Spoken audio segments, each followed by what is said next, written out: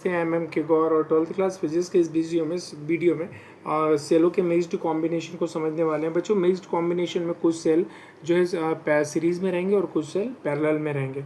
तो सीरीज़ का मतलब ये होता है कि एक रो के अंदर जितने भी सेल आते हैं वो सब सीरीज़ में रहेंगे और जितनी भी रो होती हैं सबको पैरेलल फॉर्म में कनेक्ट करेंगे। तो एक रो के अंदर मैं क्या कर रहा हूँ, सपोज करते हैं अभी तो आपके सामने सिर्फ 3 सेल जोड़ रहा हूँ एक रो के अंदर और सारी रो को मैं पैरेलल फॉर्म में जोड़ूंगा। तो इस कॉम्बिनेशन को मिक्स्ड कॉम्बिनेशन कहते हैं। तो सबसे पहले मैं डायग्राम बना रहा हूँ, देखिएगा ध्यान से। देखिए बच्चों, यहाँ पर मैंने क्या किया है, ये जो तीन सेल हैं एक सीरीज़ के अंदर, इस सीरीज़ फॉर्म में 3 सेल जुड़े हुए हैं। इस सीरीज़ के ये जो रो है इसके अंदर भी 3 सेल जुड़े हुए हैं सीरीज़ फॉर्म में। तो हर रो में 3 सेल जो हैं जुड़े हुए हैं और सारी रो को मैंने पैरेलल फॉर्म में जोड़ दिया। तो इस कॉम्बिनेशन को मिक्स्ड कॉम्बिनेशन कहते हैं, क्योंकि ये जो सेल हैं वो पैरेलल में है और ये जो सेल हैं वो सीरीज़ में है। अब क्या होता है कि सारे सेलों से जो करंट आएगा वो हमेशा minus terminal two plus terminal इस तरीके से अंदर से फ्लो होगा और यहाँ से बाहर आएगा। तो क्या होगा कि ये जो करंट है वो यहाँ से बाहर आएगा और उस करंट को किसी एक्सटर्नल जो रेजिस्टेंस है या लोड बोल सकते हैं, कोई भी लोड के अंदर आप फ्लो कर रहे हो उसके अंदर फ्लो कर रहा है। तो यहाँ पर मैं एक्सटर्नल रेजिस्टेंस जोड़ रहा हूँ, उससे जोड़ रहा हूँ, देखिएगा। और यहाँ पर इस जंक्शन को ए कह सकते हैं और ये जंक्शन को क्या कह सकते हैं, बी कह सकते हैं, देखिएगा। तो बच्चों देखिएगा, यहाँ पर मैंने एक्सटर्नल लोड जो है, एक्सटर्नल लोड या एक्सटर्नल रेजिस्टेंस भी बोल सकते हैं, ये जितना भी करंट आएगा किसी लोड के अंदर, जैसे कुछ भी है, टीवी है, फैन, पंखा है, उसके अंदर जो करंट फ्लो होगा, इस तरीके से अपन ने मिक्स्ड कॉम्बिनेशन किया है। तो आप सपोज करते हैं कि ये डेफिनेशन लिखने की बात आती है, तो यहाँ पर बस इतना लिख दीजिएगा कि in this combination some cells are connected in a row, ठीक है, connected in a row in series form and all the rows are connected into the parallel form. तो ये मैं लिख के दिखा रहा हूँ, देखिएगा ध्यान से। देखिए बच्चों, लिखा है in this combination some cells are connected in series form and in a row and all the rows are connected into the parallel form, ठीक है। And this combination is connected with the external resistance capital R, देखिए। और this combination is connected with the external resistance capital R. जितना भी current जाएगा वो capital R के अंदर से पास होगा, ठीक है। अब मैं सपोज करूँ तो ये एक रो के अंदर एन सेल जुड़े हुए हैं। कितने सेल जुड़े हुए हैं, एन, ठीक है। Let n cells are connected in a row, ठीक है, in a row. N cells are connected in a row of EMF E, मतलब हर सेल का ईएमएफ ई है, सबका ई है, इन सभी का। And internal resistance R, and internal resistance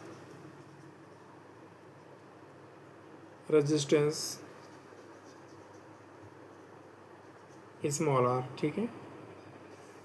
तो यहाँ पर जो है ये हर सेल का, यहाँ पर एन सेल कनेक्ट किए हुए हैं, देखो लिखा n cells are connected in a row.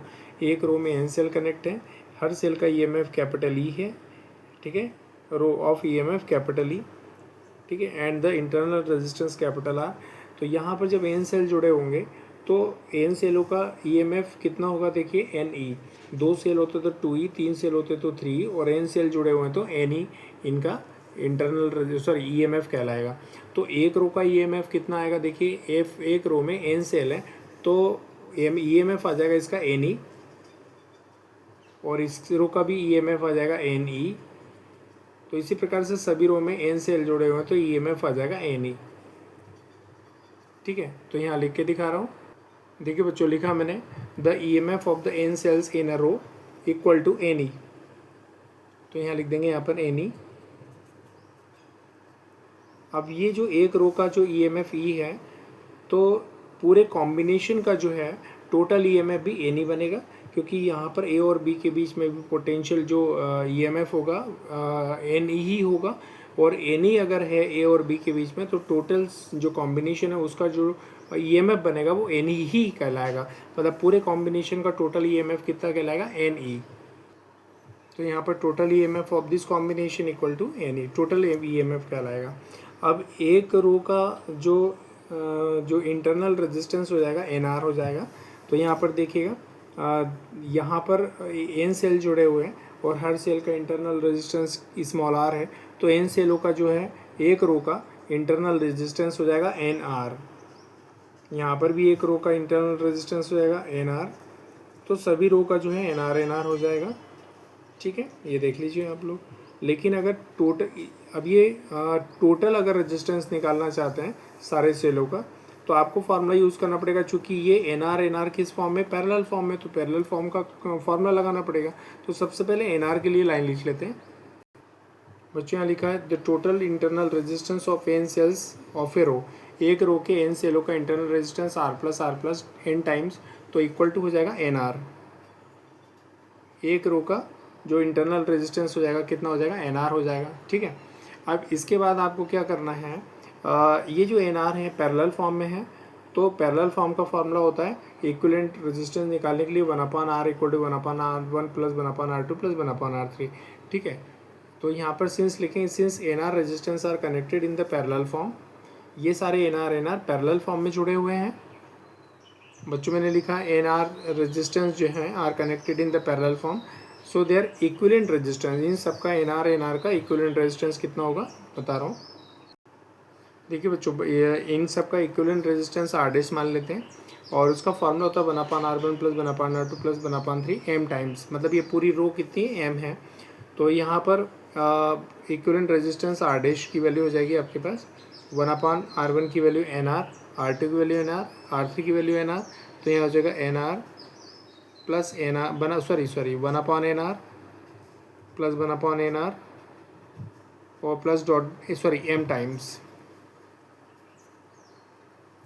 M times, तो यहाँ पर हो जाएगा आपके पास 1/r डैश इक्वल टू हो जाएगा m/n r, तो r डैश की वैल्यू हो जाएगी n r/m।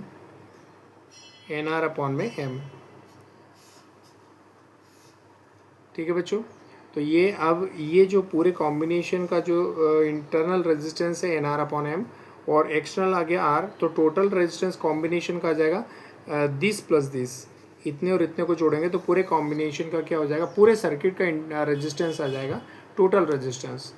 तो मैं लिख के दिखा रहा हूँ, देखिए बच्चों, मैंने लिखा the total resistance of this combination R dash plus R, इनका सबका जो है आर डैश हो गया, और ये बाहर वाला आर डैश की वैल्यू NR/M, तो यहाँ पर हो जाएगा आपके पास NR और अपॉन में M और प्लस में कैपिटल R, ये पूरे कॉम्बिनेशन का टोटल रेजिस्टेंस आ गया आपके पास। अब यदि आप करंट पास कितना हो रहा है इस कॉम्बिनेशन से एक्सटर्नल रेजिस्टेंस में, अगर वो निकालना चाहते हैं, तो जो टोटल EMF है आपके पास, ये देखिएगा आप लोग, ये टोटल जो EMF है आपके पास NE, इस NE जो EMF है उसको जो है टोटल रेजिस्टेंस जो अभी निकाला आपने पूरे कॉम्बिनेशन का, पूरे सर्किट का सॉरी, तो उससे आपको डिवाइड करना पड़ेगा। तो पूरे कॉम्बिनेशन से, सेलों के कॉम्बिनेशन से प्राप्त होने वाले करंट आई की क्या आ जाएगी, वैल्यू आ जाएगी। मैं लिख के दिखा रहा हूँ, देखिएगा बच्चों, लिखा मैंने the current operated from this combination total EMF of one total resistance, current कितना मिल रहा है आपको, आई कंसिडर कर लेते हैं यहाँ पर। इसके बाद में यहाँ पर टोटल EMF की वैल्यू कितनी है, NE, जो पहले निकाल चुके हैं, और इसके बाद में टोटल रेजिस्टेंस कितना है आपके पास, M/NR, M/, में कितना, सॉरी यहाँ पे टोटल रेजिस्टेंस की वैल्यू NR/M प्लस R है, तो यहाँ पर आ जाएगा आपके पास NR और अपॉन में M प्लस कैपिटल R। अब इसके अपॉन में 1 मान लीजिए, M और 1 का एलसीएम कितना आ जाएगा, M आ जाएगा, तो NE ऊपर रहेगा। अब यहाँ पर दोनों का एलसीएम आ गया M, यहाँ पर जगह NR और प्लस आ जाएगा MR, यहाँ पर M ऊपर ट्रांसफ़र हो जाएगा, तो यहाँ पर जगह NME और अपॉन में जगह NR और प्लस MR।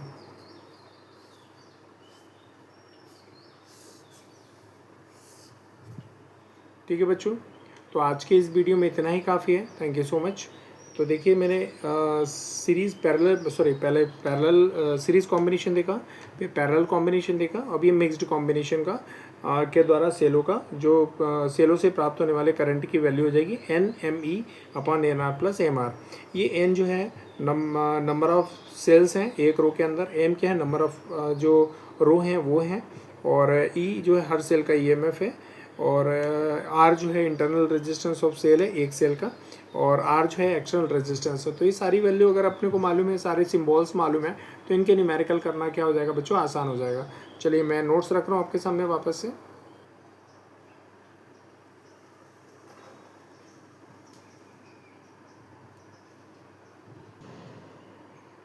ठीक है बच्चों, आज के इस वीडियो में इतना ही काफ़ी है। Thank you so much.